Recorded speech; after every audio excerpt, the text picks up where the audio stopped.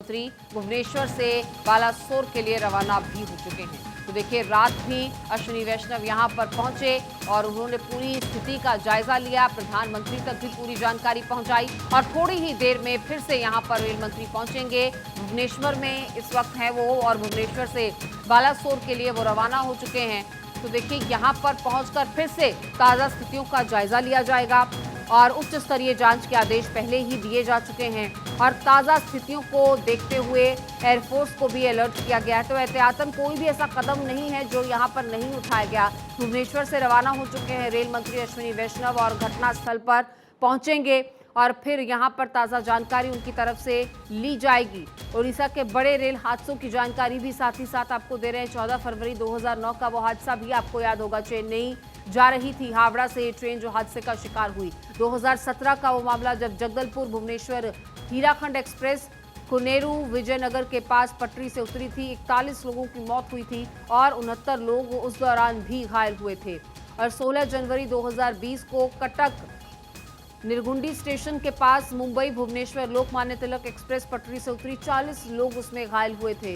तो इस तरह के हादसों की ये फहरिस्त बहुत लंबी है और बहुत दुर्भाग्यपूर्ण भी है। 21 नवंबर 2022 बहुत हाल ही में जो कोराई रेलवे स्टेशन पर मालगाड़ी पटरी से उतरी थी उसमें भी 2 लोगों की मौत हो गई थी।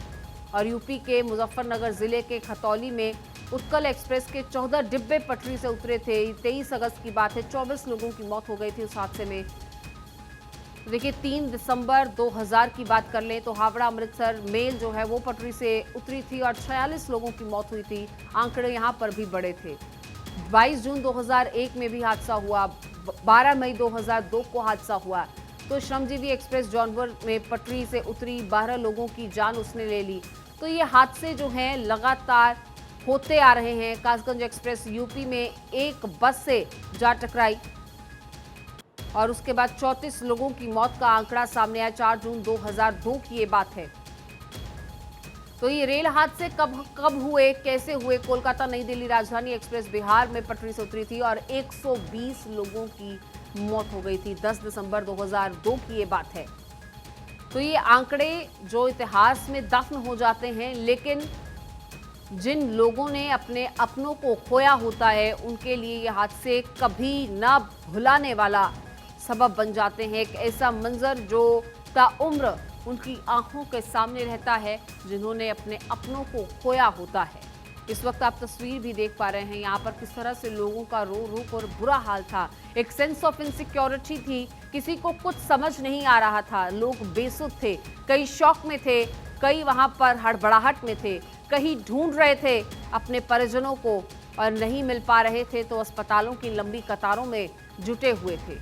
देखिए, लगातार यहाँ पर लोगों के पहुंचने का सिलसिला भी जारी है और ये ब्लड डोनेशंस आप देख रहे हैं किए जा रहे हैं, क्योंकि हर तरीके से मानवता को बचाना प्राथमिकता है और उसी का प्रमाण आप इन तस्वीरों में देख पा रहे हैं। टीम्स लगातार इस रेस्क्यू ऑपरेशन में बिना रुके डटी हुई हैं और दूसरी तरफ अस्पताल की तस्वीर भी हमने आपको दिखाई जहां ब्लड डोनेशन के लिए भी लंबी लंबी कतारें लग चुकी हैं, क्योंकि बहुत सारे लोग ऐसे होंगे जिनका बहुत ब्लड लॉस हुआ होगा और ब्लड डोनेशन के जरिए ही उन्हें बचाया जा सकता है, खून चढ़ाना पड़ेगा। तो ऐसे में उन लोगों के लिए यहाँ पर बहुत सारे लोग ब्लड डोनेशन के लिए पहुँच रहे हैं। और देखिए, जो ताज़ा जानकारी मिल रही है, परिचालन को रोका गया है, कई ट्रेन के रूट डाइवर्ट किए गए हैं। तो यदि आपको भी ट्रेन सेवा लेनी थी और आपको भी एक जगह से दूसरी जगह सफ़र करना था, आपके टिकट भले ही पहले से कंफर्म थे, लेकिन इस हादसे के चलते कई ट्रेन के रूट्स बदल दिए गए हैं, कई ट्रेनें रद्द कर दी गई हैं,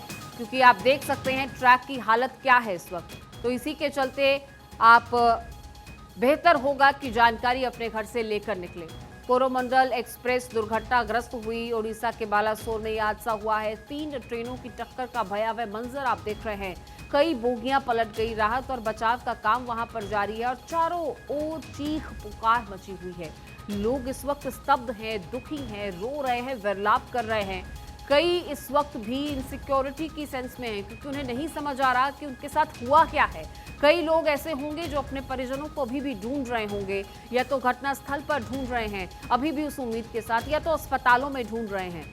कई लोग ऐसे होंगे जिन्हें शायद अब तक ये भी ना पता हो कि उनका कोई अपना अब इस दुनिया में नहीं रहा, और कई इस इनसिक्योरिटी में होंगे कि शायद उनका अपना अभी भी जिंदा होगा, शायद उस ट्रेन की बोगी के नीचे होगा, या कईयों की मानसिक स्थिति ऐसी होगी जो ये सोच रहे होंगे कि उनका परिजन अब इस दुनिया में नहीं रहा, लेकिन वो अभी भी कहीं ना कहीं जिंदगी से लड़ रहा होगा।